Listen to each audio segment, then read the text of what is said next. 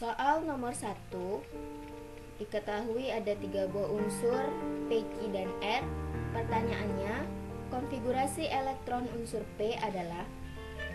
Untuk mengkonfigurasikan elektron dari suatu unsur, kita menggunakan prinsip Aufbau, di mana prinsip Aufbau adalah pengisian elektron dimulai dari subkulit yang paling rendah ke subkulit yang tinggi, yaitu dimulai dari 1s, selanjutnya 2s, 2p, 3s, 3p, 4s, 3d, 4p, 5s, 4d, 5p, 6s, dan seterusnya. Nah, cara cepat untuk menghafal notasi pengisian elektron tersebut, berikut notasi yang mudah dihafal. Yang pertama S, kemudian S lagi, kemudian PS, PS, DPS, DPS, FDPS, dan FDP.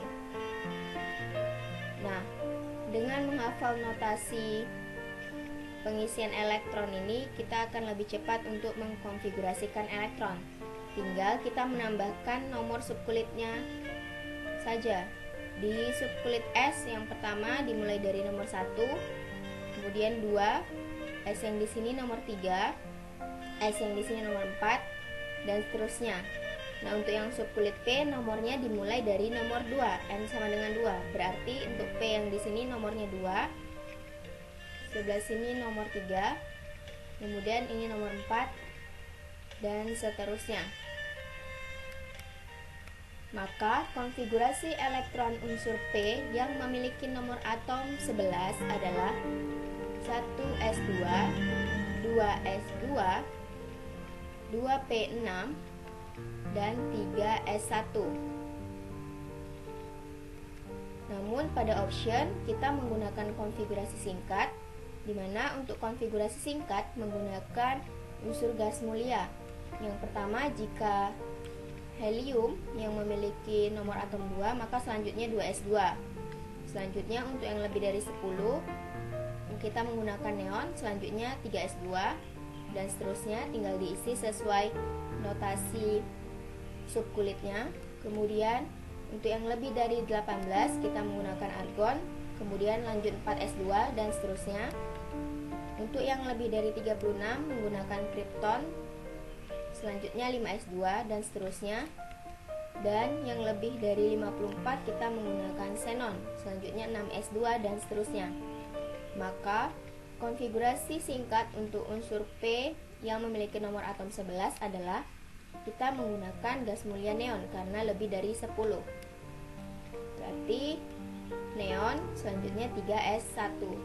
Jadi jawabannya adalah A. Soal nomor 2, diketahui unsur P, Q, dan R. Pertanyaannya, konfigurasi elektron dari unsur Q jika membentuk ion ditunjukkan pada gambar. Ya, konfigurasi elektron pada unsur Q berdasarkan kulit adalah di mana Q yang memiliki nomor atom 12 atau elektronnya berjumlah 12, konfigurasinya adalah 2, 8, 2. Di mana kulitnya yang pertama yaitu K, kemudian L, selanjutnya M. Q memiliki elektron valensi sejumlah 2. Jika elektron valensi dari suatu unsur jumlahnya antara 1 sampai dengan 4, maka unsur tersebut cenderung melepaskan elektron, di mana yang dilepaskan elektronnya adalah sejumlah elektron valensinya. Maka unsur tersebut jika melepaskan elektron akan membentuk ion positif.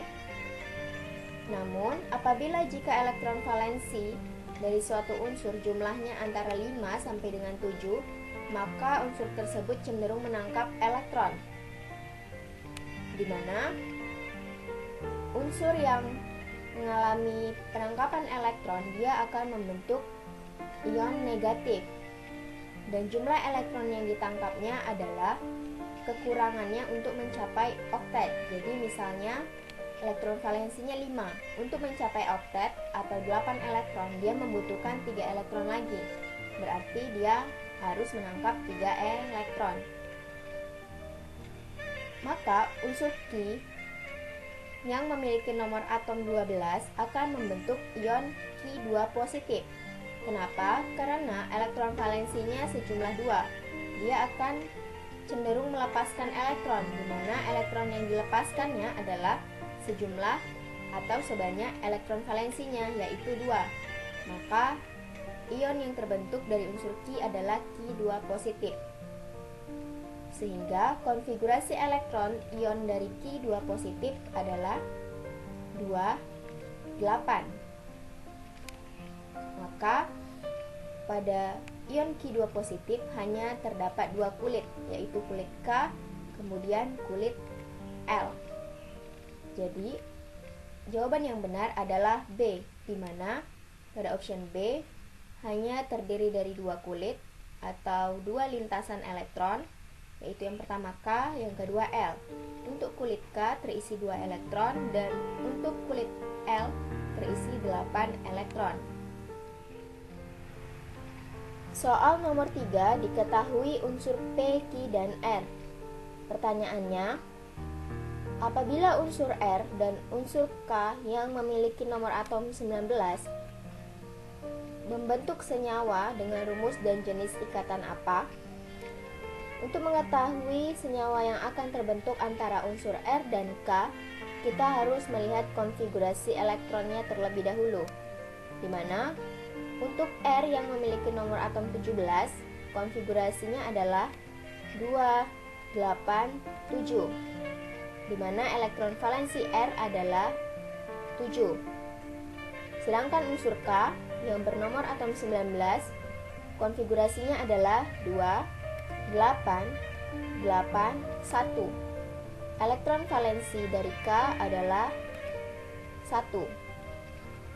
Apabila suatu unsur memiliki elektron valensi jumlahnya antara 1 sampai dengan 3, maka unsur tersebut termasuk golongan logam, atau kita buat lambangnya yaitu L. Sedangkan suatu unsur yang memiliki elektron valensi jumlahnya antara 5 sampai dengan 8, maka unsur tersebut termasuk golongan non-logam atau NL. Nah, kita lihat pada unsur R, elektron valensinya 7, maka R merupakan unsur non-logam. Sedangkan K, elektron valensinya 1, berarti K merupakan unsur logam. Nah, apabila unsur logam dan unsur non-logam berikatan, dia akan membentuk senyawa ikatan ionik.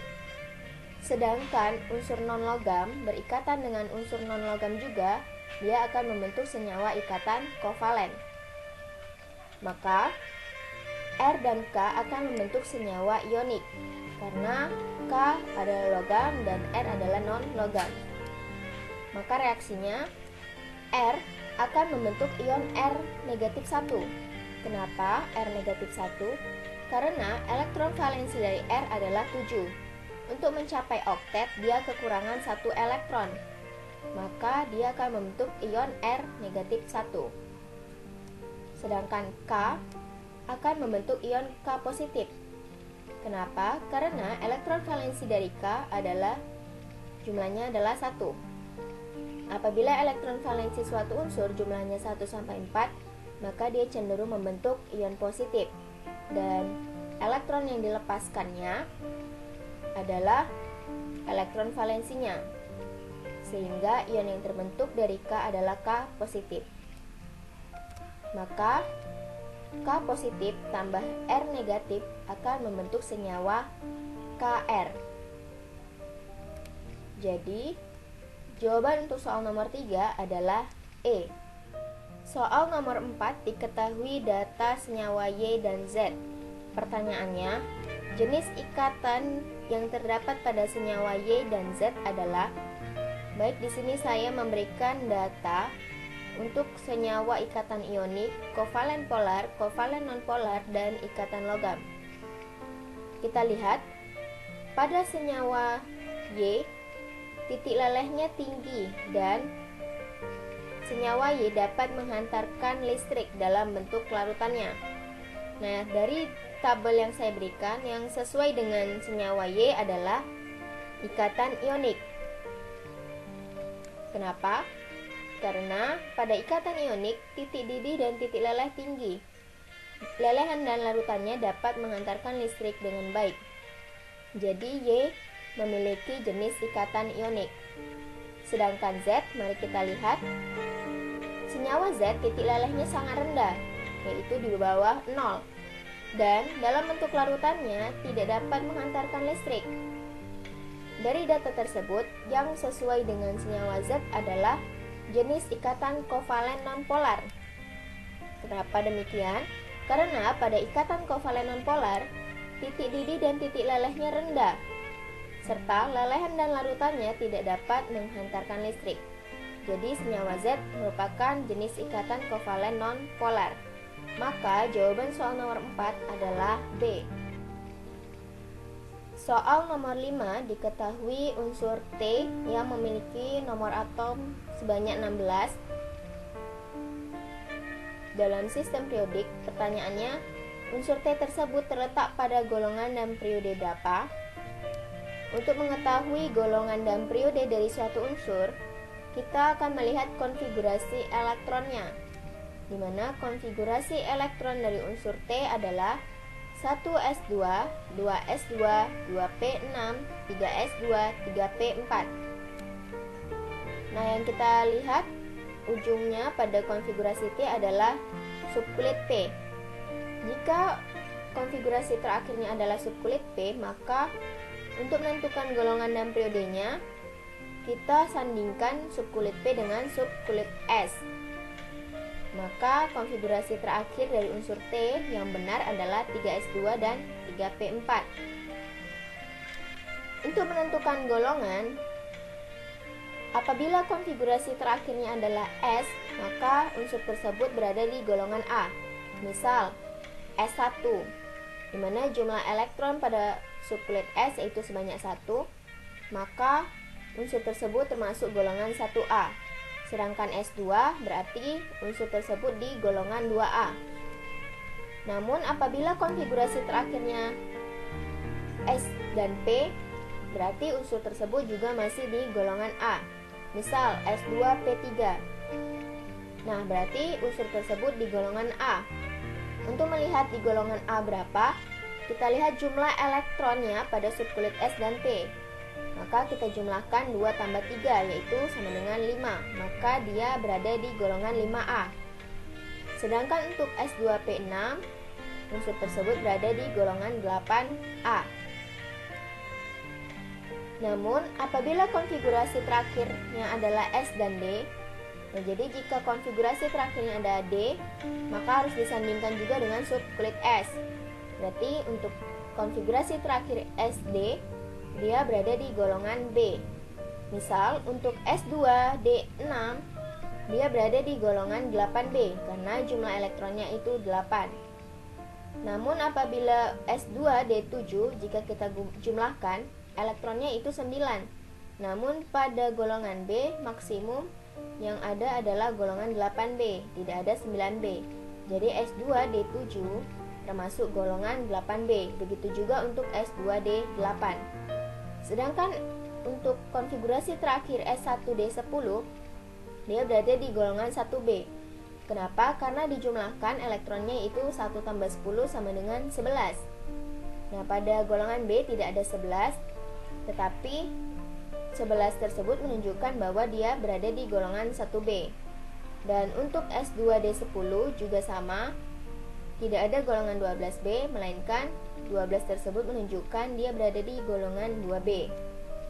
Sedangkan untuk menentukan periode, apabila harga N-nya sama dengan 3, misal 3S, berarti dia berada di periode 3. Sedangkan pada konfigurasi terakhirnya misalnya 5S, 5P, maka dia berada di periode 5. Tapi jika misalnya konfigurasi terakhirnya S dengan D, tetapi N antara S dengan D tidak sama, kita ambil N yang paling besar, yaitu 4. Berarti dia berada di periode 4. Jadi untuk menentukan periode dilihat dari harga N-nya atau harga kulitnya. Pada soal nomor 5, unsur T, konfigurasi terakhirnya adalah 3S2 3P4. Maka unsur tersebut berada di periode 3 karena N-nya sama-sama 3. Kemudian dia berada di golongan 6A karena jika dijumlahkan elektronnya yaitu 2 tambah 4 sama dengan 6. Dan SP menunjukkan dia berada di golongan A. Jadi jawaban soal nomor 5 adalah C. Soal nomor 6, diketahui reaksi karbit direaksikan dengan air menghasilkan kalsium hidroksida dan gas etilen. Pertanyaannya, nama IUPAC untuk senyawa karbit pada reaksi di atas adalah? Ya, jadi senyawa karbit memiliki rumus kimia CaC2, di mana nama IUPAC dari senyawa CaC2 adalah kalsium karbida. Jadi jawaban soal nomor 6 adalah D. Soal nomor 7, diketahui reaksi pembakaran sempurna gas etilen, namun pada reaksi tersebut belum setara. Pertanyaannya, perbandingan volume C2H2 dengan O2 adalah? Perbandingan koefisien pada suatu reaksi juga dapat menentukan perbandingan mol maupun perbandingan volume pada suatu senyawa yang ada di reaksi tersebut. Nah, untuk mengetahui perbandingan volume antara C2H2 dan O2, berarti kita harus menyetarakan koefisien pada reaksi tersebut, di mana reaksi tersebut jumlah C-nya belum sama dan jumlah O-nya juga belum sama. Maka pada CO2 kita misalkan koefisiennya yaitu X, dan pada O2 kita misalkan koefisiennya yaitu Y. Nah, selanjutnya kita tentukan terlebih dahulu jumlah atom C pada ruas kiri dan kanan. Jumlah C di ruas kiri dan kanan harus sama, di mana pada ruas kiri jumlah C-nya adalah 2 dan di ruas kanan jumlah C-nya adalah 1 kali koefisiennya yaitu X. Maka X besarnya adalah 2, berarti koefisien CO2 adalah 2. Kemudian kita setarakan jumlah O-nya, di mana jumlah O di ruas kiri harus sama dengan di ruas kanan. Di ruas kiri jumlah O-nya ada 2 kali koefisiennya yaitu Y. Dan di ruas kanan jumlah O-nya yaitu 2 pada CO2 kali dengan koefisiennya yaitu X, berarti 2X. Ditambah dengan jumlah O pada H2O yaitu 1. Maka 2Y sama dengan 2X tambah 1. Nah, karena kita sudah memperoleh harga X, kita masukkan harga X pada persamaan tersebut. Jadi 2Y sama dengan 2 kali 2 tambah 1. Berarti 2Y sama dengan 5. Y sama dengan 5/2. Jadi jumlah O2 pada reaksi tersebut adalah sebanyak 5/2. Nah, kemudian kita bandingkan volume C2H2 dan O2, di mana untuk membandingkan volumenya kita dapat membandingkan koefisiennya saja. Jadi C2H2 banding O2 adalah 1 banding Y. Lihat, koefisien C2H2 adalah 1 dan koefisien O2 adalah Y. Jadi 1 banding Y. Karena Y sudah kita peroleh harganya, berarti perbandingannya sama dengan 1 banding 5/2. Nah, untuk mendapat perbandingan dengan angka yang bulat, berarti perbandingan tersebut kita kalikan 2. Jadi 1 kali 2 sama dengan 2. Dan banding 5/2 kali 2 yaitu 5. Jadi perbandingannya adalah 2 banding 5. Jawabannya adalah E. Soal nomor 8, diketahui massa aluminium sama dengan 5,4 gram. Pertanyaannya, berapa volume H2 dalam keadaan standar atau dalam keadaan STP? Ya, pada keadaan STP, yaitu di mana suhunya 0 derajat Celcius dan tekanannya 1 atm, Untuk 1 mol gas, volumenya adalah sebesar 22,4 liter. Jadi, volume H2 pada keadaan STP dapat kita cari dengan menggunakan rumus mol H2 kali 22,4 liter. Namun, di sini kita belum mengetahui berapa besarnya mol H2. Jadi, kita mencari mol H2 dari mol logam aluminium. Kenapa? Karena dari yang diketahui pada soal, kita dapat menentukan mol logam aluminiumnya. Dimana rumusnya adalah mol yang ditanya sama dengan koefisien ditanya per koefisien diketahui kali mol yang diketahui. Jadi kita cari terlebih dahulu mol aluminiumnya, dimana mol sama dengan gram per AR. Di soal diketahui massa aluminiumnya, jadi langsung masuk ke rumus. Mol Al sama dengan 5,4 per AR yaitu 27. Jadi mol Al besarnya adalah 0,2 mol. Maka dari mol aluminium yang diketahui kita dapat mencari mol H2 dengan menggunakan rumus yang di atas. Di mana mol H2 sama dengan koefisien H2 yaitu yang ditanya. Pada reaksi tersebut koefisien H2 adalah 3 per koefisien yang diketahui. Karena kita mencari dari mol aluminium, berarti kita pakai koefisien yang aluminium yaitu 2. Kemudian dikali mol yang diketahui yaitu mol Al.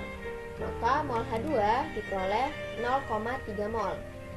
Sehingga volume H2 dalam keadaan STP adalah molnya kali 22,4 liter. 0,3 kali 22,4 sama dengan 6,72 liter. Jadi jawaban yang benar adalah E.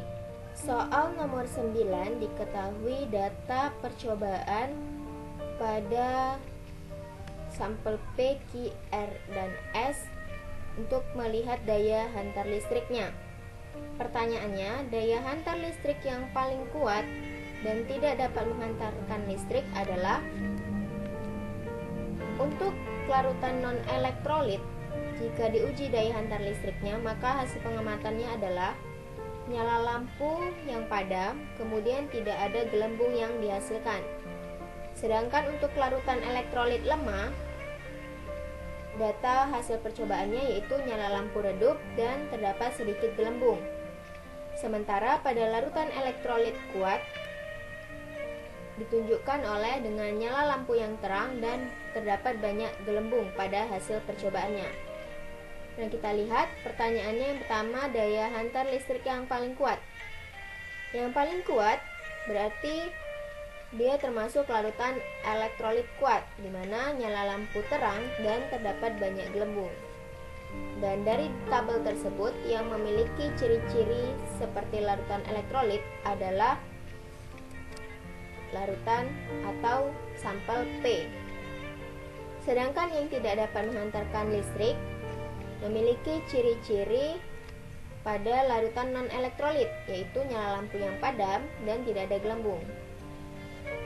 Pada tabel yang memiliki ciri-ciri seperti larutan non-elektrolit adalah R. Jadi jawaban yang benar adalah B, P dan R. Soal nomor 10, diketahui data hasil pengujian pH pada limbah K dan limbah L. Pertanyaannya, berdasarkan uji pH tersebut, limbah K dan L mempunyai nilai pH berturut-turut. Baik, di sini kita akan membahas tentang hasil uji pada limbah K. Pada limbah K, kita lihat bahwa ketika dia diuji dengan fenoftalein, maka hasilnya adalah tak berwarna, di mana trayek pH pada fenoftalein adalah 8-10, dan pada pH 8 hasilnya tak berwarna, pada pH 10 hasilnya warna kuning. Artinya, berdasarkan uji dengan fenoftalein tersebut atau PP, pH limbah K adalah di bawah atau lebih kecil sama dengan dari 8,0. Selanjutnya kita lihat uji dengan bromtimol biru atau BTB. Ketika limbah K diuji dengan bromtimol biru atau BTB, hasilnya adalah warna biru, di mana trayek pH BTB adalah 6,0 sampai 7,6, di mana pada pH 6 warnanya kuning dan pada pH 7,6 warnanya biru. Artinya, limbah K berdasarkan uji BTB, pH limbah K adalah lebih besar atau sama dengan dari 7,6. Maka, jika kita buat kesimpulannya dari kedua uji tersebut, limbah K pH-nya adalah di antara 7,6 sampai 8,0. Selanjutnya, limbah L. Pada limbah L kita lihat uji dengan metil merah. Hasil limbah L pada uji metil merah adalah berwarna merah. Uji trayek pH pada metil merah 4,2 sampai 6,3, di mana pada pH 4,2 warnanya merah dan pada 6,3 warnanya kuning. Artinya, uji limbah L berdasarkan uji metil merah, pH limbah L adalah lebih kecil sama dengan dari 4,2. Selanjutnya kita lihat uji dengan timol hijau. Uji limbah L terhadap timol hijau menghasilkan warna biru, di mana trayek pH timol hijau adalah 1,2 hingga 2,8, di mana pada pH 1,2 warnanya kuning dan pada pH 2,8 warnanya biru. Hal ini menunjukkan bahwa limbah L memiliki pH di atas atau lebih besar sama dengan 2,8. Maka jika kita simpulkan kedua uji tersebut, pH limbah L adalah antara 2,8 sampai 4,2. Jadi untuk nomor 10 jawaban yang benar adalah E. Soal nomor 11. Diketahui molaritas asam klorida HCl adalah sebesar X karena belum diketahui. Kemudian volume HCl rata-rata yang digunakan saat titrasi adalah 20 ml. Valensi asam HCl sama dengan 1. Molaritas natrium hidroksida adalah 0,1 molar. Volume natrium hidroksida rata-rata yang digunakan saat titrasi adalah 15 tambah 14 tambah 16 per 3 sama dengan 15 ml. Dan valensi basa natrium hidroksida adalah 1. Pertanyaannya, berapa molaritas asam klorida? Untuk menentukan molaritas asam klorida, kita menggunakan rumus titrasi, di mana rumusnya adalah molaritas asam kali volume asam kali valensi asam sama dengan molaritas basa kali volume basa kali valensi basa. Maka langsung saja kita masukkan angkanya. Molaritas asamnya kita anggap X karena ini yang dicari. Volume asamnya yaitu 20 ml, valensi asamnya 1. Dan molaritas basanya yaitu 0,1 molar. Volume basanya yaitu 15 ml dan valensi basanya adalah 1. Sehingga diperoleh X sama dengan 1,5 per 20 molar sama dengan 0,075 molar. Jadi jawabannya adalah B. Soal nomor 12, diketahui data percobaan untuk beberapa larutan.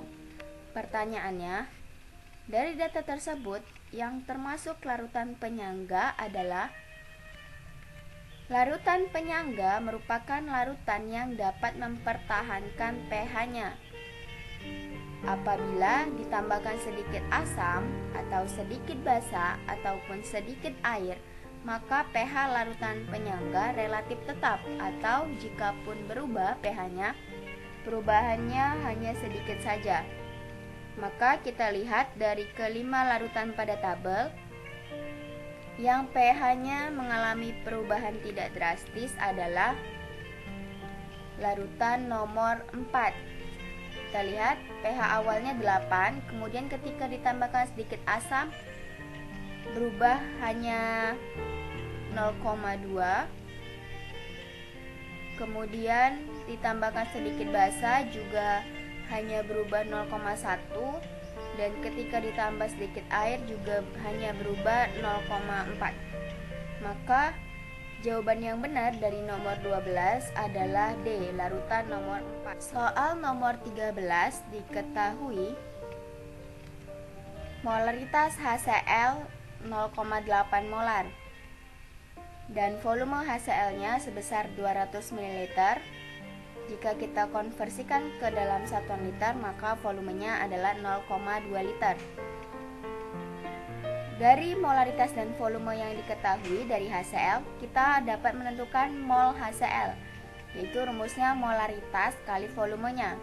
Maka mol HCl sama dengan 0,8 molar kali 0,2 liter sama dengan 0,16 mol. Selanjutnya, molaritas NH4OH 0,8 molar dan volume NH4OH sama dengan 0,2 liter. Dari molaritas dan volume yang diketahui, kita dapat menentukan mol dari amonium hidroksida atau NH4OH. Rumusnya adalah molaritas kali volume. Maka mol amonium hidroksida sama dengan 0,16 mol. Kemudian juga dikasih tahu bahwa ketetapan konstanta basa Kb dari amonium hidroksida sebesar 10⁻⁵. Pertanyaannya, berapa pH campuran? Untuk mengetahui campuran yang dihasilkan dari asam kuat klorida dan basa lemah amonium hidroksida, maka kita buat persamaan MRS-nya terlebih dahulu, di mana reaksi HCl tambah NH4OH akan menghasilkan garam amonium klorida atau NH4Cl tambah H2O, di mana pada saat mula-mula mol HCl dan amonium hidroksida sama-sama 0,16 mol. Selanjutnya, mol yang bereaksi dari asam klorida dan amonium hidroksida adalah sebesar 0,16 mol. Kenapa? Karena jumlah mol mula antara asam klorida dan amonium hidroksida sama dan koefisien keduanya juga sama, sehingga mol yang bereaksi pada keduanya juga sama-sama 0,16 mol. Kemudian untuk menentukan mol yang bereaksi dari amonium klorida atau NH4Cl, kita menggunakan perbandingan koefisien. Jadi kita bisa membandingkan NH4Cl dengan NH4OH atau membandingkan NH4Cl dengan HCl, di mana koefisien NH4Cl yaitu 1 dibagi dengan koefisien NH4OH yaitu 1 dikali mol yang bereaksi pada NH4OH, sehingga 1/1 kali 0,16 mol sama dengan 0,16 mol. Begitu juga untuk yang H2O. Kemudian sisa dari HCl dan NH4OH habis. Kenapa? Karena sisa pada reaktan diperoleh sisa sama dengan mula-mula kurang reaksi. Jadi pada HCl dan NH4OH molnya habis bereaksi, tidak ada sisa. Sedangkan pada produk, mol sisa ditentukan dari mula-mula tambah reaksi. Jadi 0 tambah 0,16 sama dengan 0,16 mol. Nah, yang menjadi kunci pada persamaan ini adalah mol sisa pada reaktannya, yaitu pada asam dan basanya. Jika tidak ada sisa mol asam maupun basa, maka campuran garam tersebut adalah termasuk garam yang terhidrolisis, di mana garam yang terhidrolisis adalah amonium klorida NH4Cl. Garam NH4Cl tersebut berasal dari asam kuat HCl dan basa lemah amonium hidroksida. Karena dia berasal dari asam kuat, maka tentu pH-nya lebih cenderung ke asam. Maka yang ditentukan pada garam terhidrolisis ini adalah konsentrasi dari H positifnya. Di mana rumus ion H positif untuk garam yang terhidrolisis adalah akar dari Kw per Kb kali molaritas garam kali valensi garamnya, di mana Kw adalah tetapan keseimbangan air yaitu 10 pangkat negatif 14 dan molaritas garam diperoleh dari rumus mol garam per volume totalnya. Diketahui pada soal bahwa Kb-nya sama dengan 10 pangkat negatif 5. Valensi garam amonium klorida sama dengan 1 karena hanya ada satu ion NH4 positif yang terhidrolisis. Jadi pada garam yang terhidrolisis, ion yang mengalami hidrolisis adalah ion yang berasal dari basa lemah saja, sedangkan pada ion yang berasal dari asam kuat yaitu ion C-amin tidak dapat terhidrolisis, sehingga valensinya sama dengan 1.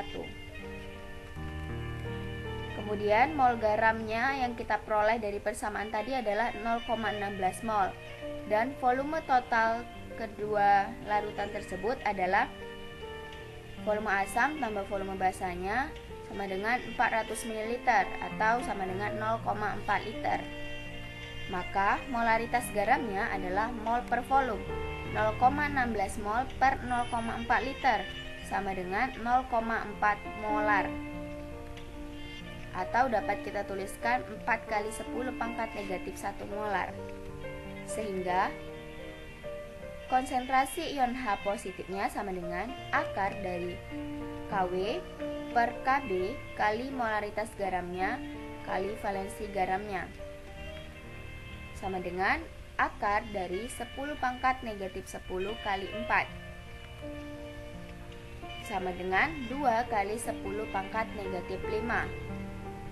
Maka pH-nya sama dengan min log dari ion H positif sama dengan min log 2 kali 10 pangkat negatif 5 sama dengan 5 kurang log 2.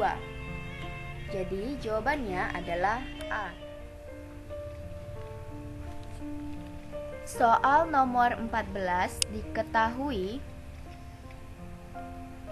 molaritas KOH sama dengan 0,001 molar dan molaritas ion Ca2 positif sama dengan molaritas untuk ion Ba2 positif dan Mg2 positif dan Fe2 positif dan Pb2 positif, yaitu sama dengan 0,001 molar, di mana volume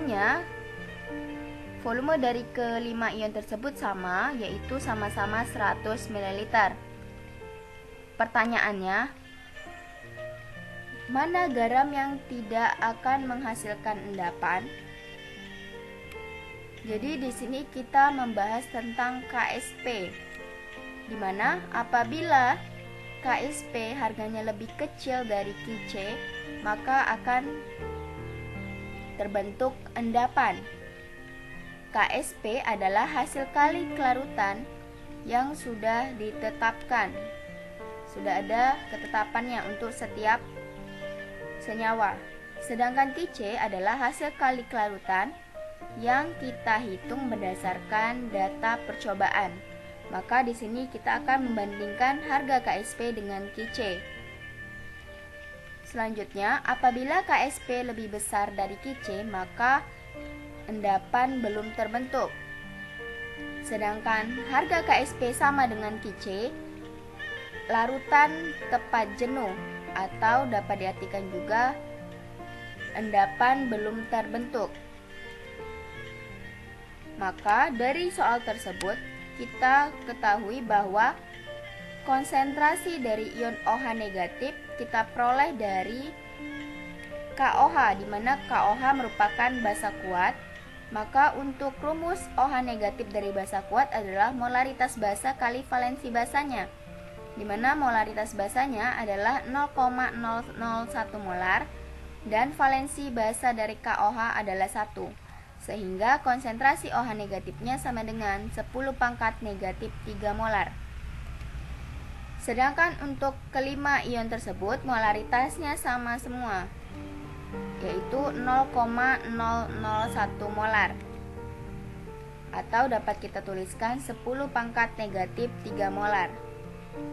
Sehingga untuk senyawa barium hidroksida atau BaOH 2 kali, untuk menentukan harga Ki-nya kita ionisasikan terlebih dahulu, di mana hasil ionisasinya adalah Ba2 positif dan 2OH negatif. Maka dari reaksi tersebut, Ki-C BaOH 2 kali sama dengan konsentrasi dari Ba2 positif pangkat koefisiennya yaitu 1 dan kali konsentrasi OH negatif pangkat koefisiennya yaitu 2. Dimana diketahui pada soal bahwa KSP barium hidroksida sama dengan 4 kali 10 pangkat negatif 3.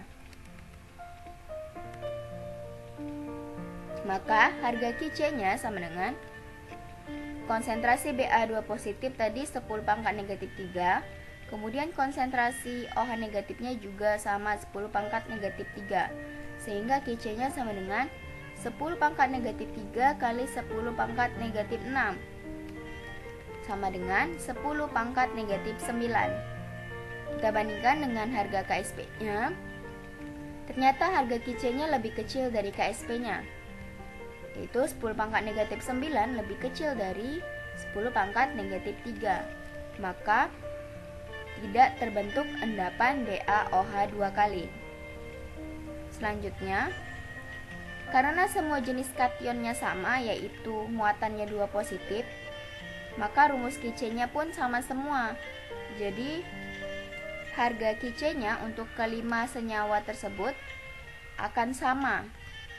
Kita lihat, rumus Ki-nya sama dengan X2 positif kali konsentrasi OH negatif pangkat 2 sama dengan 10 pangkat negatif 9. Maka untuk MgOH 2 kali, harga Ki-nya ternyata lebih besar dari KSP-nya. Kita lihat, 10 pangkat negatif 9 lebih besar dari 10 pangkat negatif 12. Maka kesimpulannya akan terbentuk endapan magnesium hidroksida. Untuk kalsium hidroksida, Ki-nya lebih kecil dari KSP, di mana 10 pangkat negatif 9 lebih kecil dari 10 pangkat negatif 6, maka tidak akan terbentuk endapan.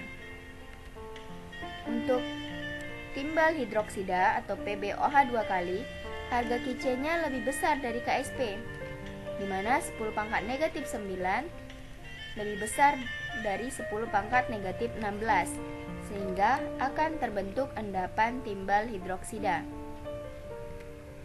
Sedangkan untuk besi hidroksida, Ki-nya ternyata lebih besar dari KSP. Kita lihat, 10 pangkat negatif 9 lebih besar daripada 10 pangkat negatif 16, maka akan terbentuk endapan besi hidroksida. Jadi, senyawa yang tidak terbentuk endapan adalah barium hidroksida dan kalsium hidroksida. Jadi jawabannya adalah C. Soal nomor 15, diketahui data mol zat terlarut dan volume larutannya. Pertanyaannya, dari kelima larutan tersebut, mana larutan yang memiliki tekanan osmotik paling besar? Tekanan osmotik pada larutan elektrolit rumusnya adalah molaritas kali R kali T kali I. Sedangkan untuk rumus tekanan osmotik pada larutan non-elektrolit, rumusnya adalah M kali R kali T. Keterangannya, M adalah molaritas, R adalah 0,082, dan T adalah suhu satuannya Kelvin, dan I adalah faktor Van Hoff. Dari kelima larutan tersebut, volume larutannya kita konversikan ke dalam satuan liter terlebih dahulu. Dapat dilihat. Nah, dari rumus tersebut, yang menjadi pengaruh pada besarnya tekanan osmotik adalah molaritas larutannya. Maka apabila semakin besar molaritas larutan, tentu tekanan osmosisnya akan semakin tinggi. Jadi, untuk melihat tekanan osmotik mana yang paling tinggi, kita lihat molaritas yang paling besar dari kelima larutan tersebut. Untuk larutan yang pertama, molaritas rumusnya adalah sama dengan mol per volume. Jadi 0,1 per 0,2 sama dengan setengah. Dan untuk larutan kedua, 0,1 per 0,1 sama dengan 1. Untuk larutan ketiga sama dengan 0,2 per 0,3 sama dengan 2 per 3. Untuk larutan nomor 4 sama dengan 0,2 per 0,1 sama dengan 2. Dan untuk larutan nomor 5 molaritasnya sama dengan 0,1 per 0,25 sama dengan 4. Jadi molaritas yang paling besar adalah larutan nomor 5. Jawabannya E. Soal nomor 16. Diketahui grafik sifat koligatif larutan untuk larutan urea. Pertanyaannya, titik didih larutan urea dinyatakan oleh titik. Untuk sifat koligatif yang pertama yaitu mengenai titik beku pelarut. Titik beku pelarut lebih besar daripada titik beku larutannya. Titik beku pelarut ditunjukkan oleh titik H. Titik beku larutannya ditunjukkan oleh titik I. Sedangkan penurunan titik bekunya atau selisihnya ditunjukkan oleh garis HI. Garis beku pelarut ditunjukkan oleh garis LH. Garis beku larutan ditunjukkan oleh garis KI. Sedangkan untuk titik didih pelarut lebih kecil daripada titik didih larutan. Maka titik didih pelarut ditunjukkan oleh titik E. Sedangkan titik didih larutan ditunjukkan oleh titik F. Kenaikan titik didihnya atau selisihnya adalah garis EF. Sedangkan garis didih pelarut ditunjukkan oleh garis LE dan garis didih larutan ditunjukkan oleh garis KF. Maka titik didih larutan urea ditunjukkan oleh titik F. Jadi jawabannya adalah B. Soal nomor 17, diketahui beberapa sifat koloid. Pertanyaannya, aspek sifat koloid pada proses pengolahan air untuk memperoleh air bersih adalah: sifat koloid koagulasi merupakan proses pengendapan partikel-partikel koloid. Salah satu contohnya adalah proses penjernihan air. Sedangkan efek Tyndall merupakan proses penghamburan cahaya oleh partikel koloid. Salah satu contohnya adalah sorot cahaya mobil di udara yang berkabut. Sedangkan adsorpsi merupakan proses penyerapan suatu zat di permukaan zat lain. Salah satu contohnya adalah penjernihan air dengan tawas. Nah, aspek sifat koloid yang merupakan proses pengolahan air untuk memperoleh air bersih adalah koagulasi dan adsorpsi. Kita lihat sifat koloid yang lain. Elektroforesis merupakan membuktikan bahwa partikel koloid dapat bermuatan. Contohnya, proses penyaringan debu pabrik. Sedangkan dialisis merupakan proses pemurnian koloid. Contohnya adalah proses cuci darah. Jadi untuk soal nomor 17, jawabannya yang benar adalah C, koagulasi. Soal nomor 18, diketahui data bahan bakar dengan data gas buang CO yang dihasilkan. Pertanyaannya, berdasarkan data tersebut, bahan bakar yang memiliki nilai oktan tertinggi adalah: semakin tinggi nilai oktan pada bahan bakar, berarti pembakaran tersebut terjadi secara sempurna. Sehingga jika pembakaran terjadi secara sempurna, gas buang hasil pembakarannya merupakan gas karbon dioksida.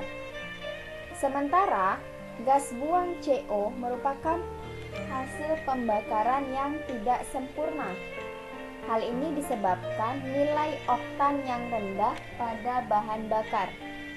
Jadi, bahan bakar dengan nilai oktan tertinggi adalah gas buang CO yang dihasilkan paling sedikit?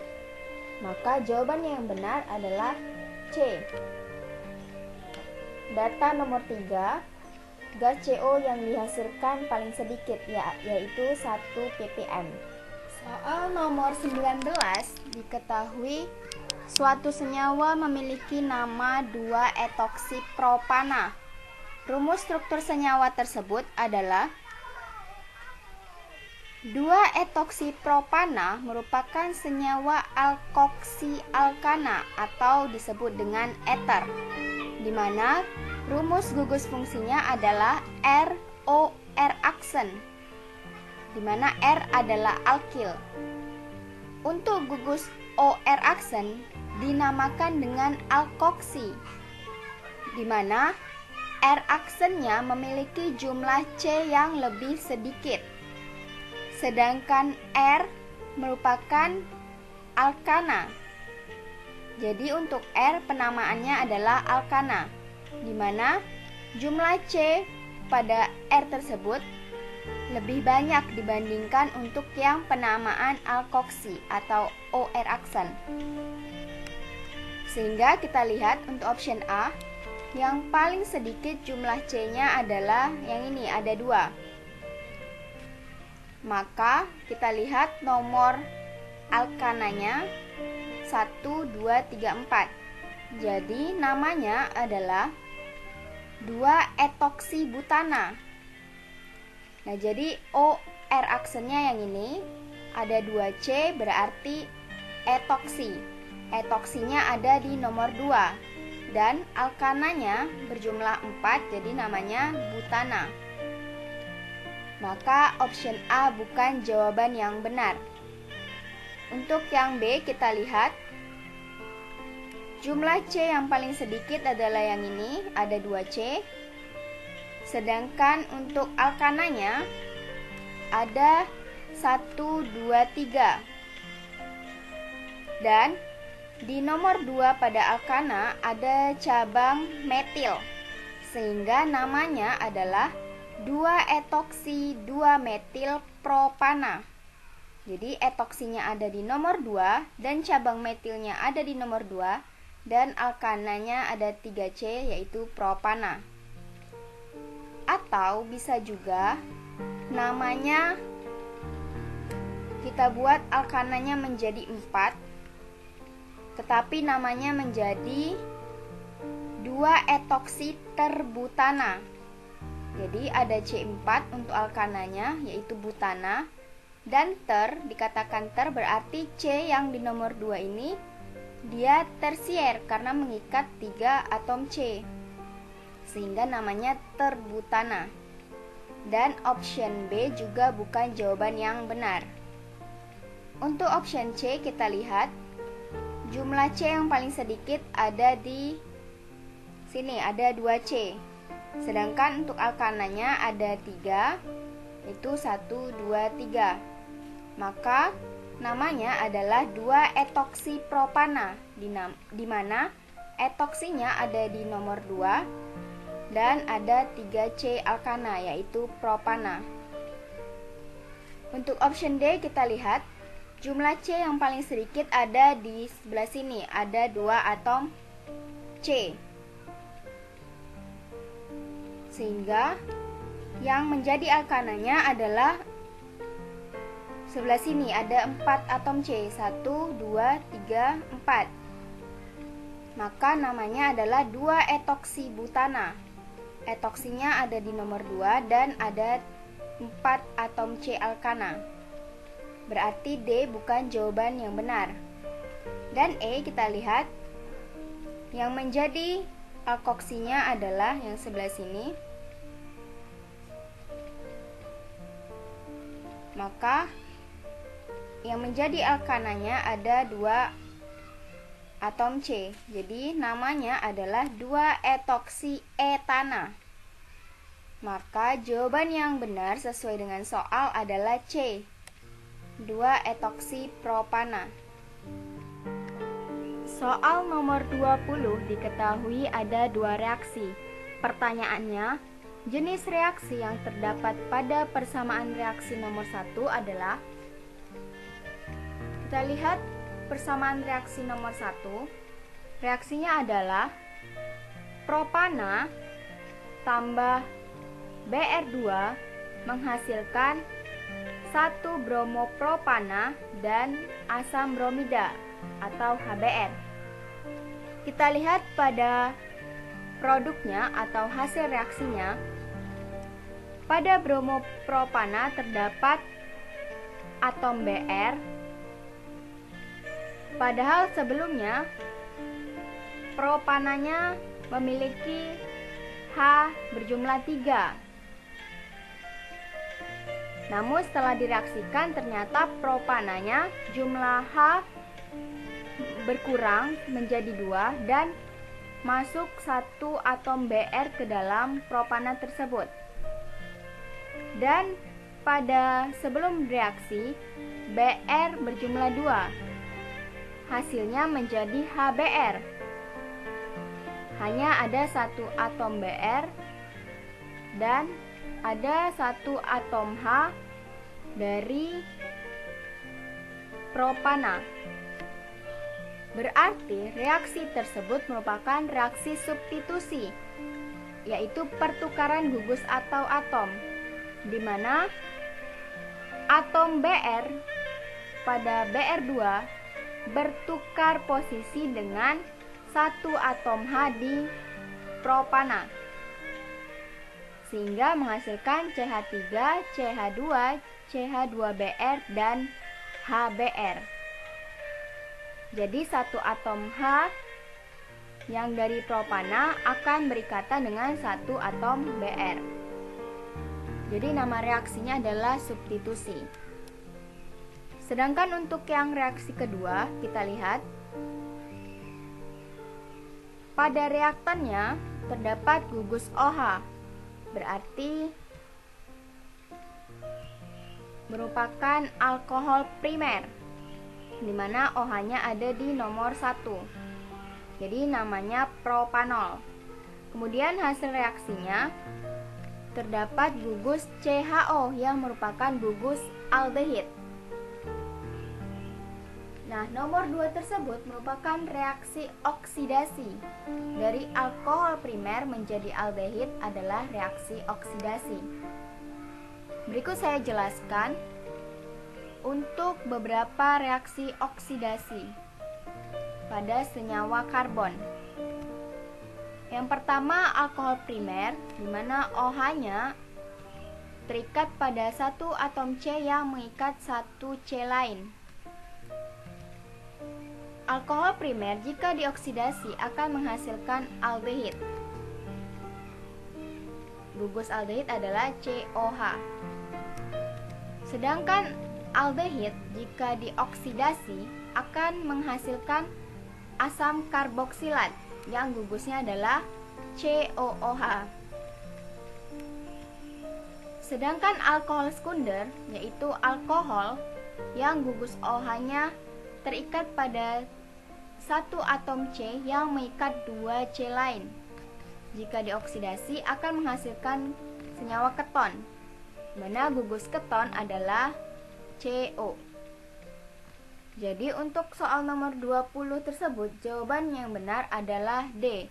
Reaksi nomor 1 merupakan reaksi substitusi. Selanjutnya saya jelaskan lagi tentang beberapa reaksi senyawa karbon untuk reaksi oksidasi. Untuk keton, jika dioksidasi maka tidak bisa lagi dioksidasi.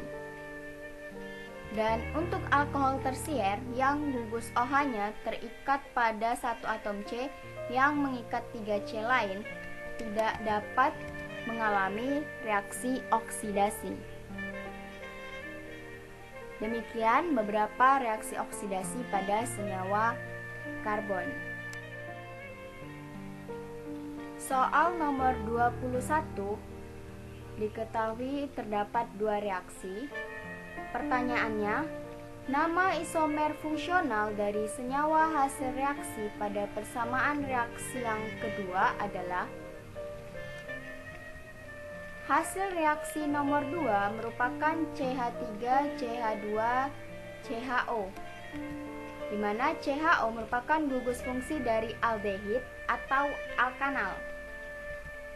Nah, karena pada senyawa tersebut ada 3 atom C, maka namanya adalah propanal. Isomer fungsi dari aldehid atau alkanal merupakan keton atau disebut juga dengan alkanon, yang gugus fungsinya adalah RCOR aksen. Maka isomer fungsi dari propanal adalah CH3COCH3, di mana pada propanal C-nya ada 3, sehingga pada keton C-nya juga harus ada 3 dan ada gugus CO yang menunjukkan merupakan gugus keton. Nah, di mana nama isomernya merupakan 2-propanon. Gugus ketonnya ada di nomor 2. Jadi, jawaban yang benar adalah C. Soal nomor 22, diketahui beberapa kegunaan senyawa turunan benzen. Pertanyaannya, kegunaan yang tepat untuk senyawa turunan benzen dengan rumus benzen dan ada gugus OH adalah: benzen dengan gugus OH merupakan senyawa fenol, di mana kegunaannya sebagai desinfektan dalam karbol atau pembunuh kuman dan antiseptik. Sedangkan untuk kegunaan yang nomor 1 itu merupakan senyawa benzen yang ada gugus COOH-nya atau dinamakan dengan asam benzoat, yang kegunaannya sebagai pengawet makanan dan pembasmi kuman. Sedangkan untuk kegunaan yang kedua merupakan senyawa benzen yang ada gugus CH3-nya atau disebut dengan toluena. Kegunaannya adalah sebagai bahan dasar membuat bahan peledak dan pelarut senyawa karbon. Sedangkan untuk yang kegunaan keempat berasal dari senyawa yang merupakan benzen terdapat gugus NH2-nya, di mana yang ada gugus NH2-nya pada benzen disebut dengan anilina. Kegunaannya adalah sebagai pembuatan zat warna diazo, obat-obatan, bahan bakar roket, dan bahan peledak. Jadi untuk kegunaan yang nomor 4 dan 5 pada soal itu berasal dari senyawa anilina. Maka jawaban yang benar untuk soal nomor 22 adalah C. Soal nomor 23, diketahui data polimer.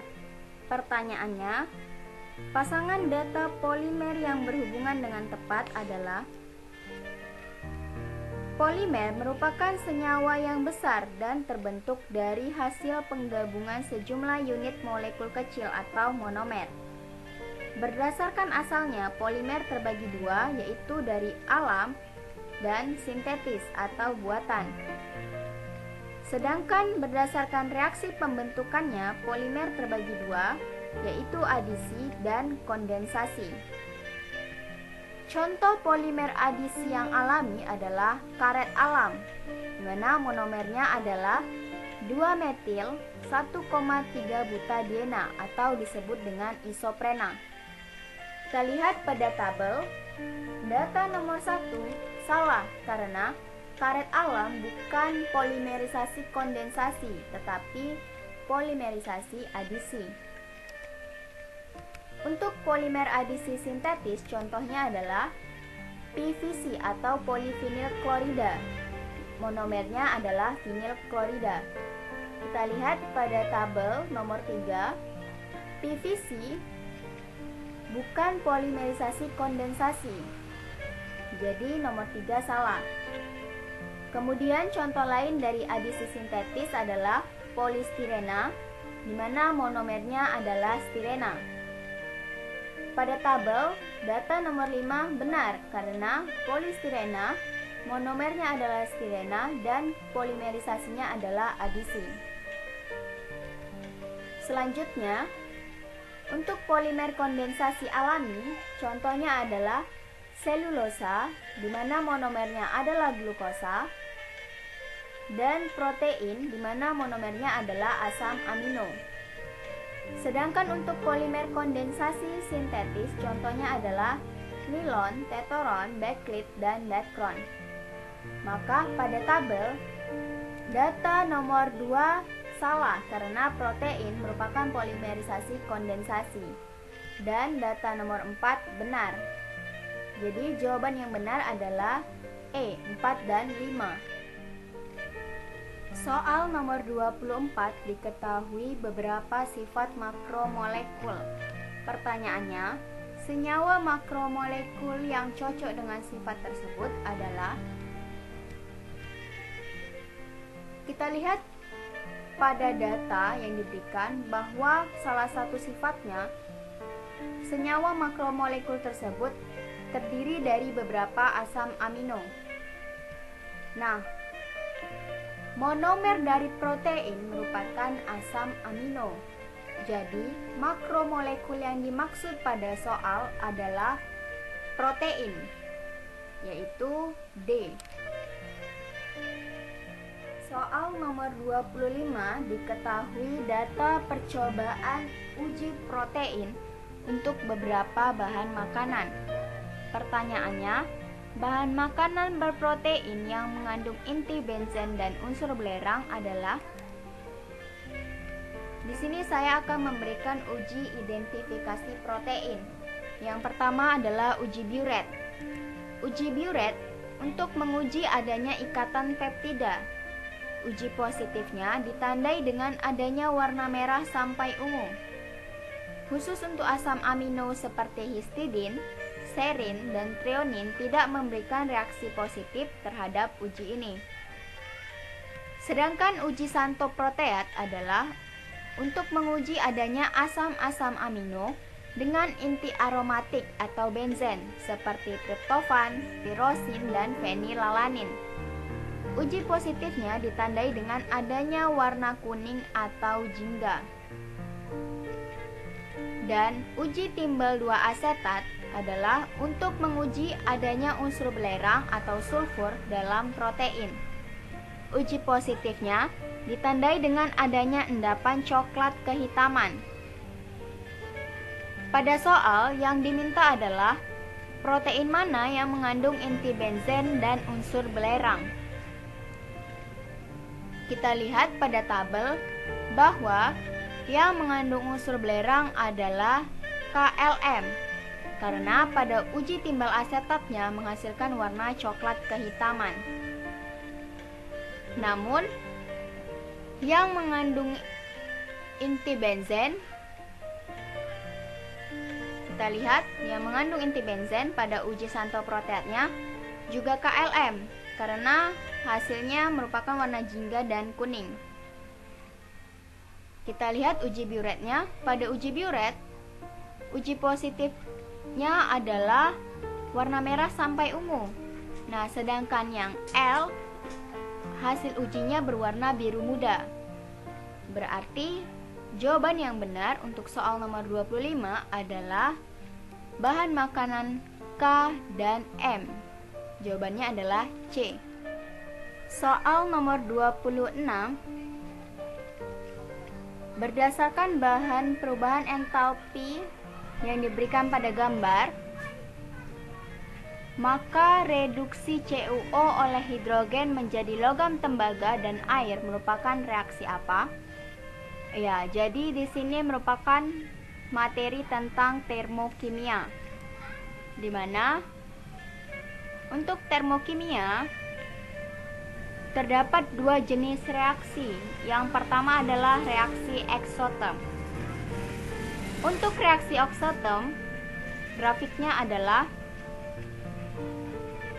energi reaktan akan melepaskan energi sehingga panahnya ke bawah sehingga menghasilkan produk.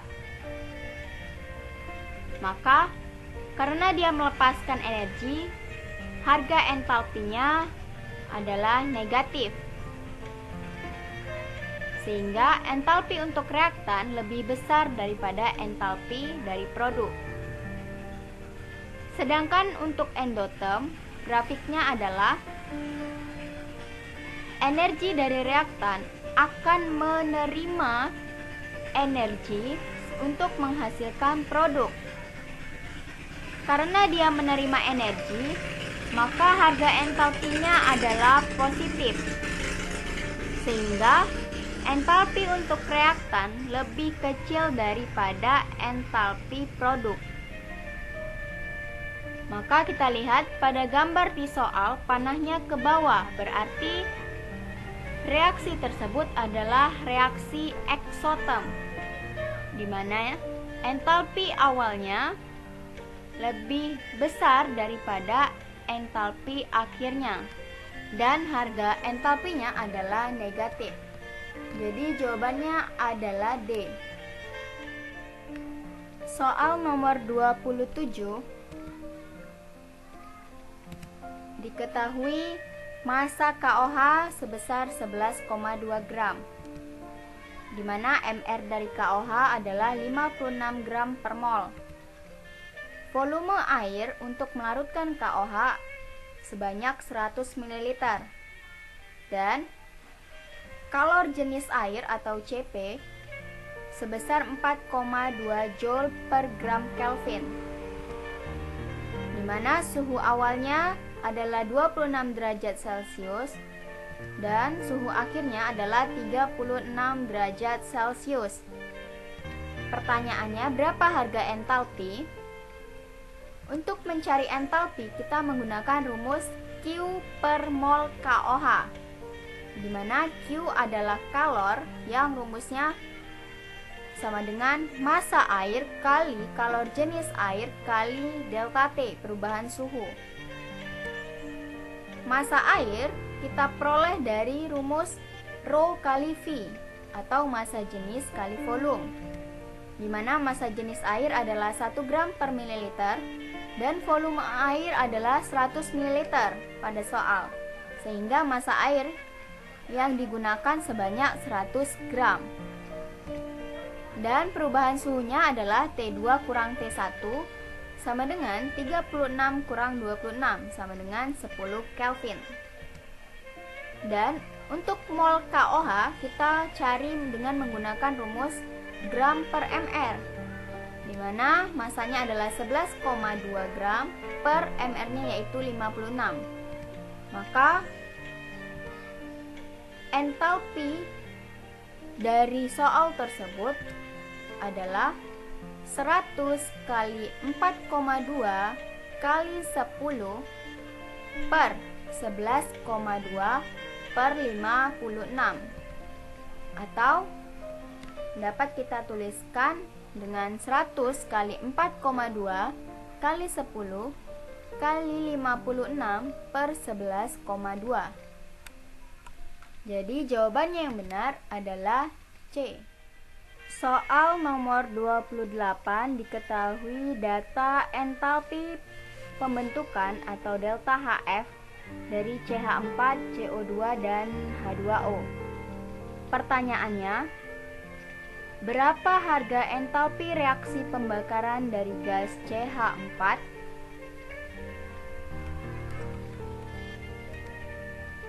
Untuk mencari entalpi pembakaran atau delta HC, kita menggunakan rumus sigma atau jumlah entalpi pembentukan di produk dikurang jumlah entalpi pembentukan di reaktan.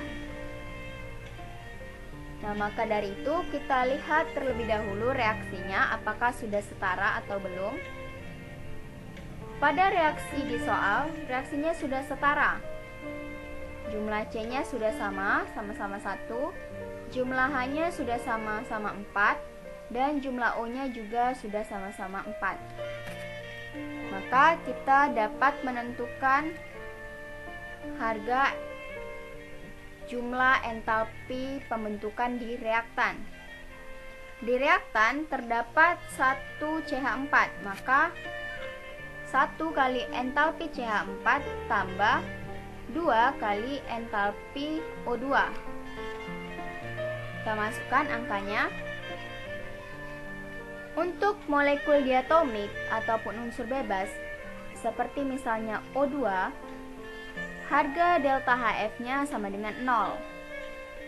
Sehingga jumlah entalpi pembentukan di reaktan pada reaksi tersebut adalah negatif 75 kJ per mol. Sedangkan jumlah entalpi pembentukan di produk, kita lihat pada produk ada 1 CO2 dan 2 H2O. Berarti 1 kali entalpi pembentukan CO2 tambah 2 kali entalpi pembentukan 2H2O.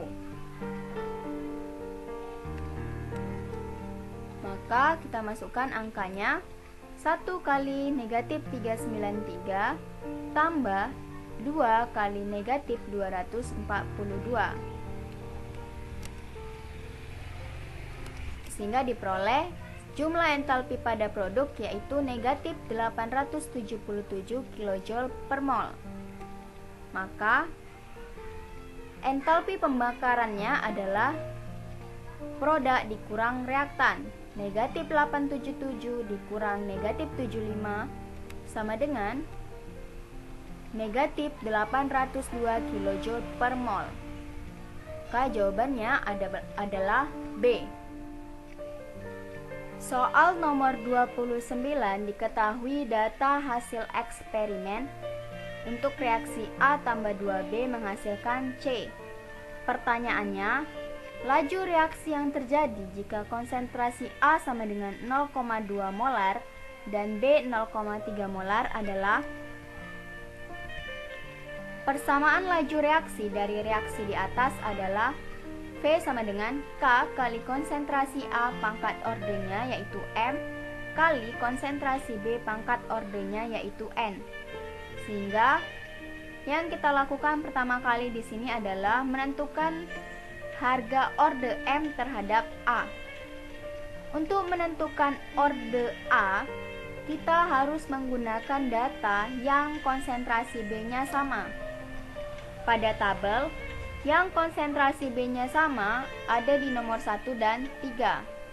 Maka kita membandingkan laju reaksi yang pertama dan ketiga. Sehingga dari persamaan tersebut dapat kita tuliskan X per 9X sama dengan 0,1 pangkat orde M per 0,3 pangkat orde M.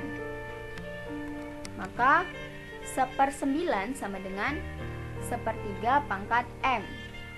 Sehingga M harganya sama dengan 2. Karena 1/3 pangkat 2 adalah 1/9. Dan untuk menentukan orde N terhadap B, kita akan menggunakan data yang konsentrasi A-nya sama. Yang sama konsentrasi A-nya adalah nomor 1 dan 2. Jadi kita bandingkan V1 per V2. Sehingga dapat kita peroleh X per 3X sama dengan 0,01 pangkat N per 0,03 pangkat N. Atau 1/3 sama dengan 1/3 pangkat N. Jadi N sama dengan 1. Maka persamaan laju reaksi pada reaksi tersebut adalah V sama dengan K kali konsentrasi A pangkat orde yaitu 2 kali konsentrasi B pangkat orde yaitu 1.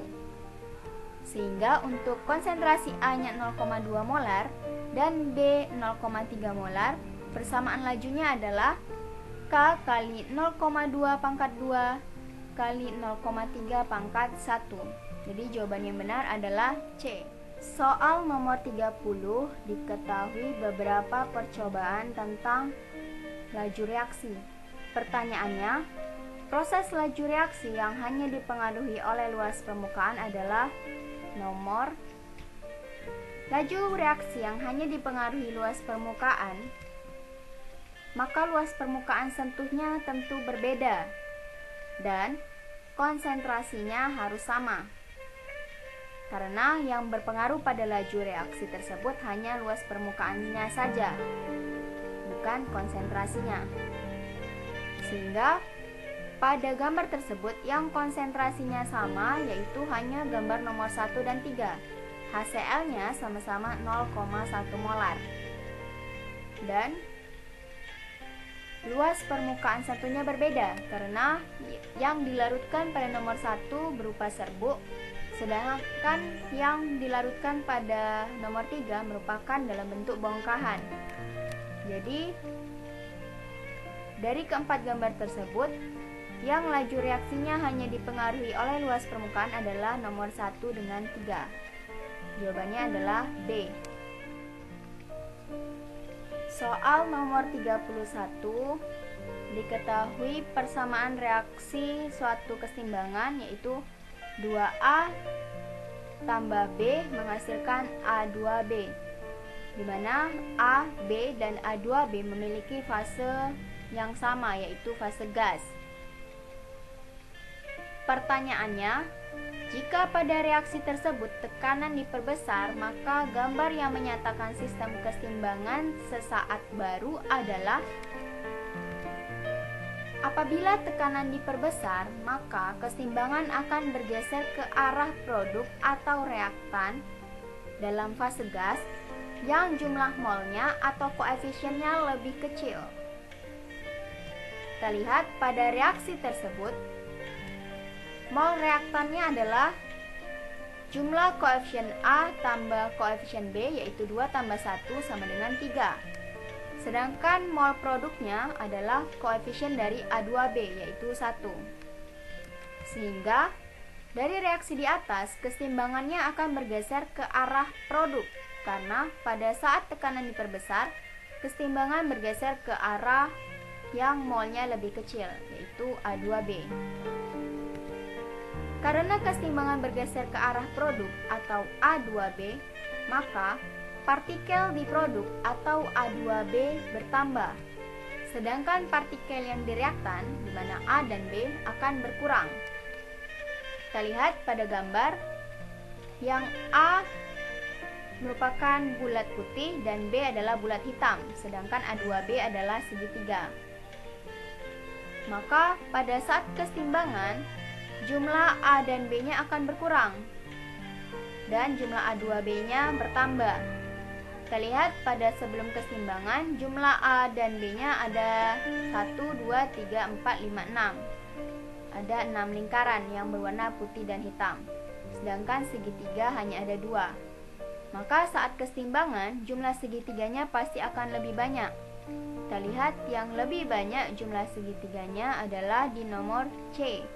Ada 4 segitiga dan jumlah AB-nya, A dan B-nya berkurang. Tadinya 6 menjadi 4 bulat berwarna putih dan hitam. Jadi jawabannya yang benar adalah C. Soal nomor 32. Diketahui mol NH3 dalam keadaan setimbang yaitu 2 mol. Mol O2 pada saat setimbang yaitu 1 mol. Mol N2 pada saat setimbang 1 mol. Dan mol H2O dalam setimbang yaitu 2 mol. Volume totalnya adalah 1 liter. Sehingga konsentrasi dari NH3 yaitu mol kali volume, 2 kali 1 sama dengan 2 molar. Dan konsentrasi O2 mol kali volumenya yaitu 1 kali 1 sama dengan 1 molar. Begitu juga untuk N2, konsentrasinya yaitu 1 molar. Dan untuk H2O, konsentrasinya yaitu 2 molar. Pertanyaannya berapa harga Kc? Kc rumusnya adalah konsentrasi di produk pangkat koefisiennya per konsentrasi di reaktan pangkat koefisiennya. Kita lihat pada reaksi di atas, persamaan Kc-nya adalah N2 pangkat 2 kali H2O pangkat 6 per NH3 pangkat 4 kali O2 pangkat 3. Maka kita masukkan konsentrasi N2 yaitu 1 pangkat 2, konsentrasi H2O yaitu 2 pangkat 6, dibagi dengan konsentrasi NH3 yaitu 2 pangkat 4, dikali konsentrasi O2 yaitu 1 pangkat 3. Sehingga angka satunya dapat mati karena sama-sama 1.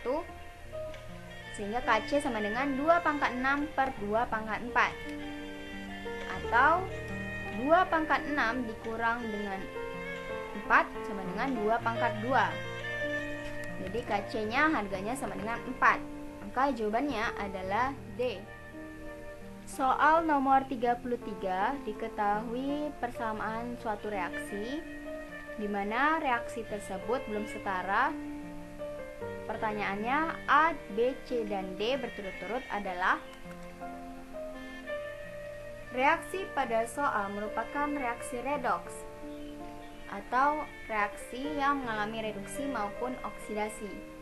Nah, unsur yang mengalami reduksi dan oksidasi pada reaksi tersebut adalah unsur S.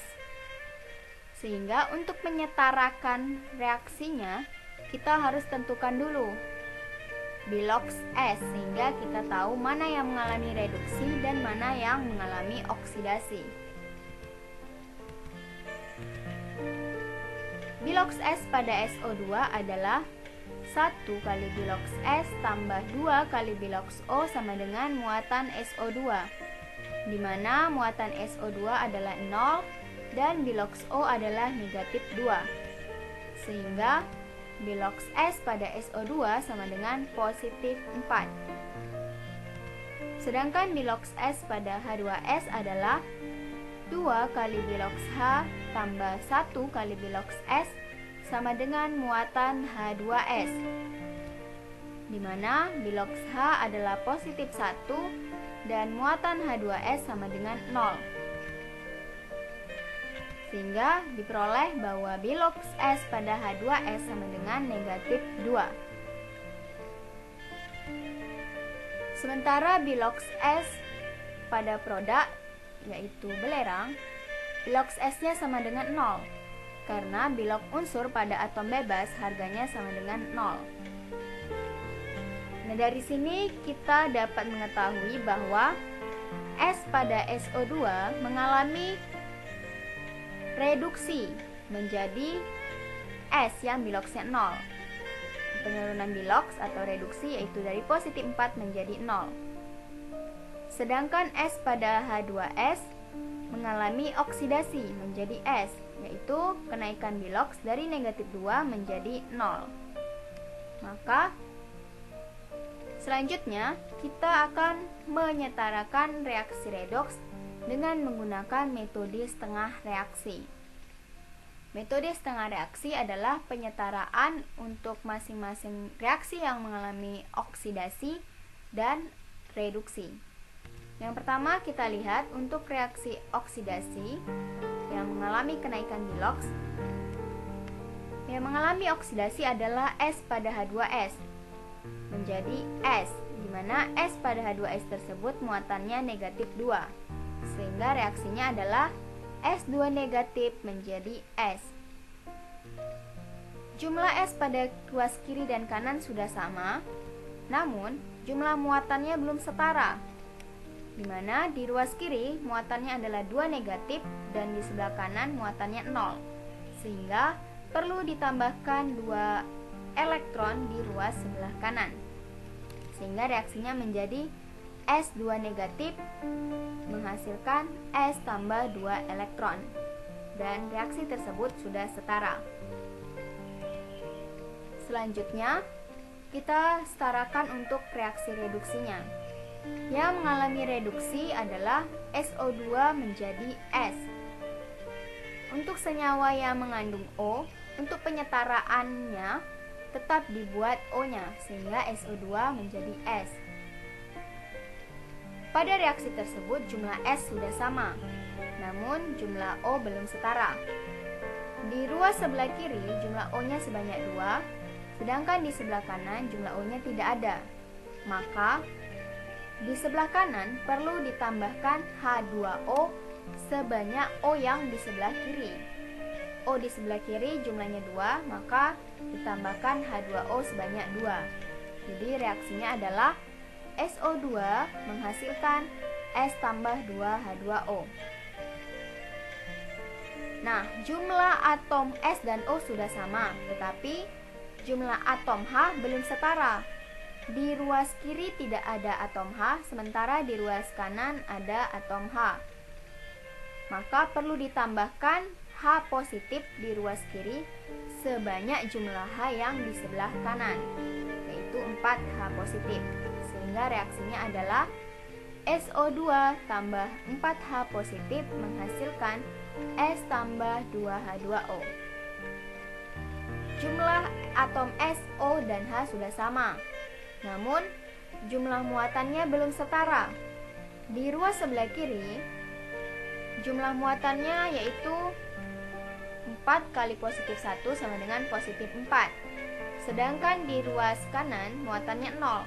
Maka perlu ditambahkan elektron di ruas yang kelebihan positif, yaitu di sebelah kiri. Karena muatannya 4 positif dan harus setara menjadi 0, maka ditambahkan 4 elektron di ruas kiri. Reaksinya SO2 tambah 4H positif tambah 4 elektron menghasilkan S tambah 2H2O. Dan reaksi tersebut sudah setara. Selanjutnya, langkah ketiga yaitu menggabungkan reaksi oksidasi dengan reduksi yang sudah setara tadi. Mana untuk oksidasi reaksinya adalah S2- menghasilkan S tambah 2 elektron. Dan untuk yang reduksi reaksinya adalah SO2 tambah 4H positif tambah 4 elektron menghasilkan S tambah 2H2O. Untuk menjumlahkan kedua reaksi tersebut, jumlah elektronnya harus sama. Maka untuk yang dioksidasi harus dikali 2 dan untuk yang direduksi dikali 1. Jadi untuk yang dioksidasi reaksinya menjadi 2S2- menghasilkan 2S tambah 4 elektron. Dan untuk yang reduksi karena dikali 1 maka reaksinya tetap. Jadi ketika dijumlahkan, elektronnya dioksidasi dengan reduksi berseberangan sehingga dapat kita matikan. Maka yang tersisa adalah di ruas kiri yaitu SO2 tambah 4H positif tambah 2S2 negatif menghasilkan 2S tambah 1S yaitu 3S tambah 2H2O. Sehingga reaksi setaranya sesuai pada soal adalah 1SO2 tambah 2H2S. Nah, jadi di sini ada ion H positif dan S2 negatif. Jika digabungkan akan menghasilkan asam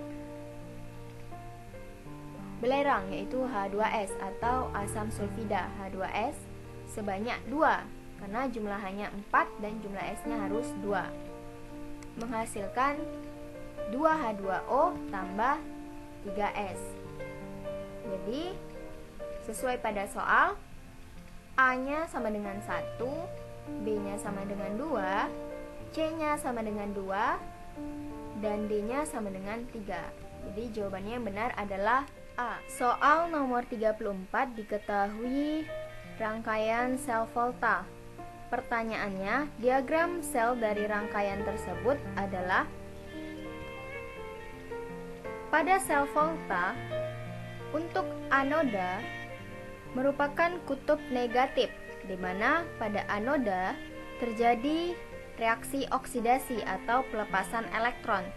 Sehingga karena elektron dilepaskan dari anoda, berarti elektron bergerak dari anoda ke katoda.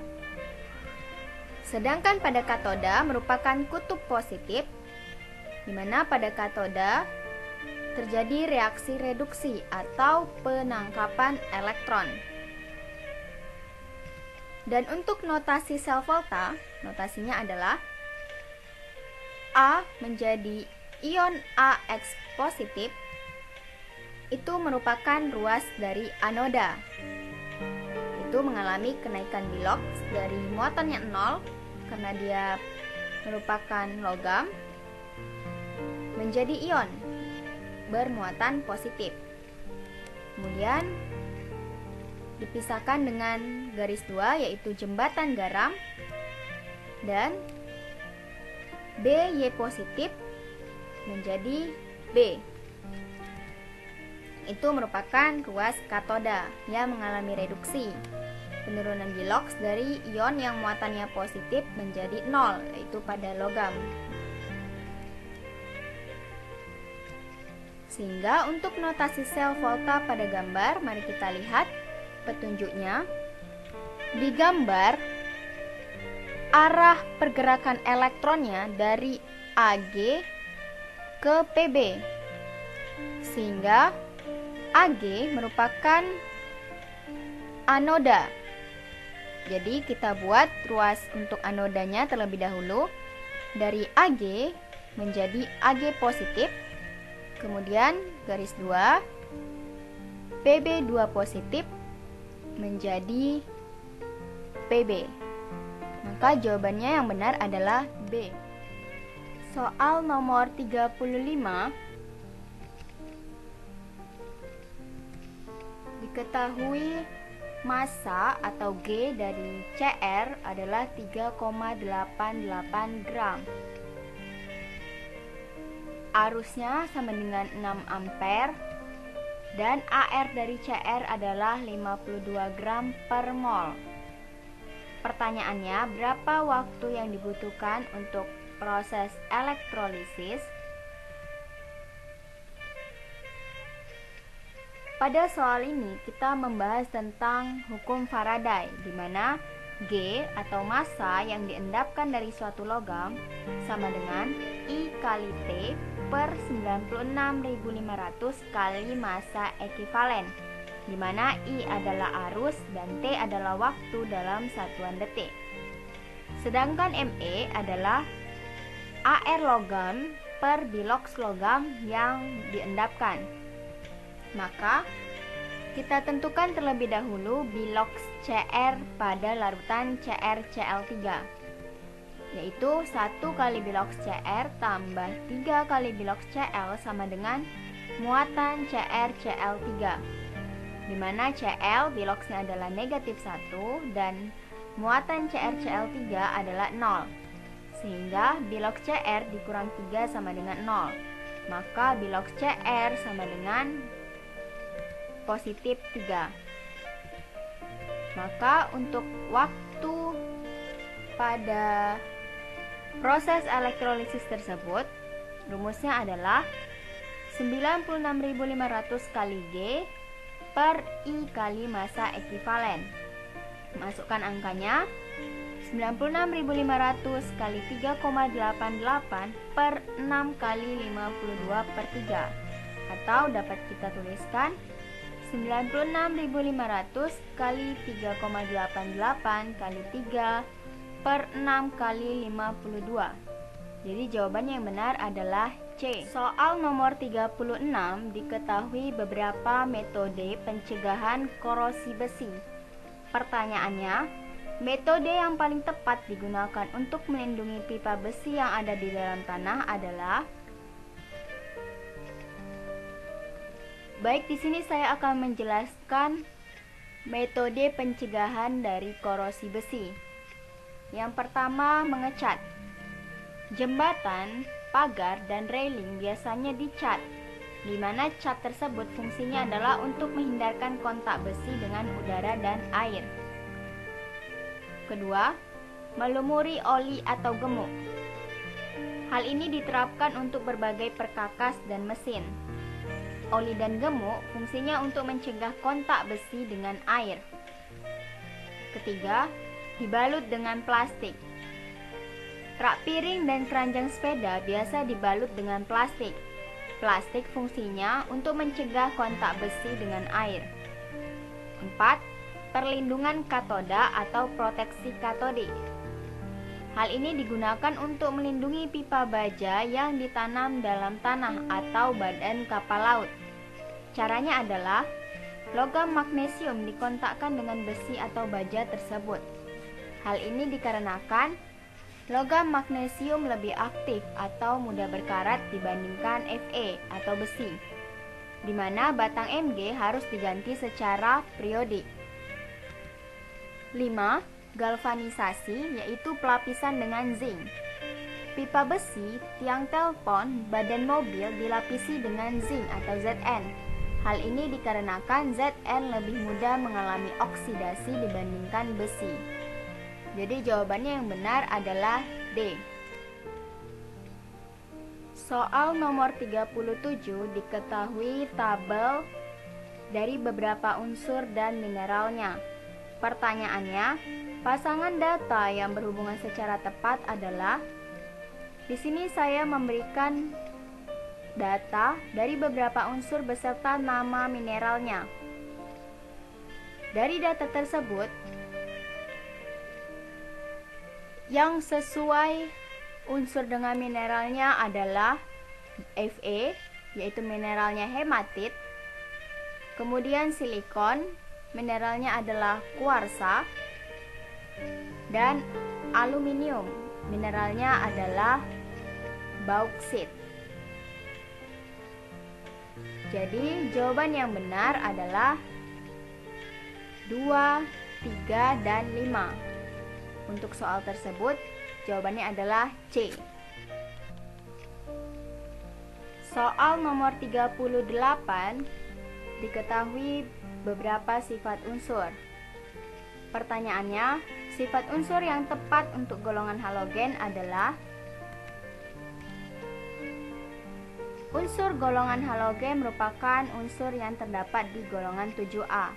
Sifat-sifatnya adalah, unsur tersebut dapat membentuk ion negatif, yaitu F-, Cl-, Br-, dan I-, dan memiliki keelektronegatifan yang besar. Unsur di halogen reaktif dengan unsur yang ada di alkali, di mana kereaktifannya berkurang dari atas ke bawah. Dalam bentuk struktur, halogen terdapat sebagai molekul diatomik, yaitu F2 fluorin, Cl2 klorin, Br2 bromin, dan I2 iodin.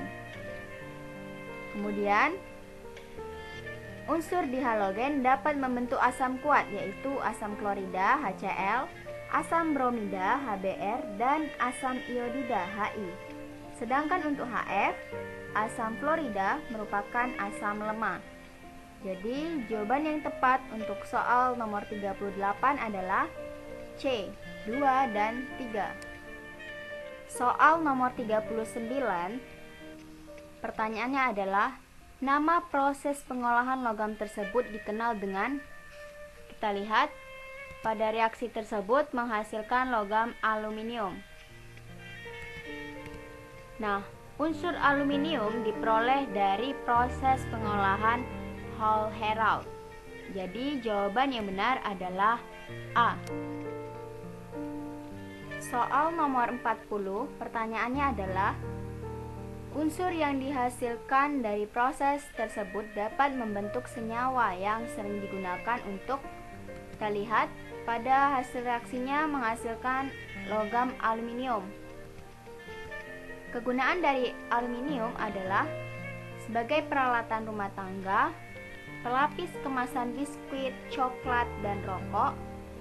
Kemudian campuran aluminium sebanyak 90% dengan magnesium 10% digunakan pada pembuatan pesawat terbang. Dan untuk senyawa aluminium hidroksida untuk menetralkan asam lambung yang berlebihan, dan senyawa aluminium sulfat digunakan untuk pewarnaan tekstil. Dan pada tawas, yaitu kalium aluminium sulfat, digunakan untuk menjernihkan air. Jadi jawaban yang benar pada soal nomor 40 adalah E, mengendapkan kotoran air hingga jernih dengan menggunakan tawas.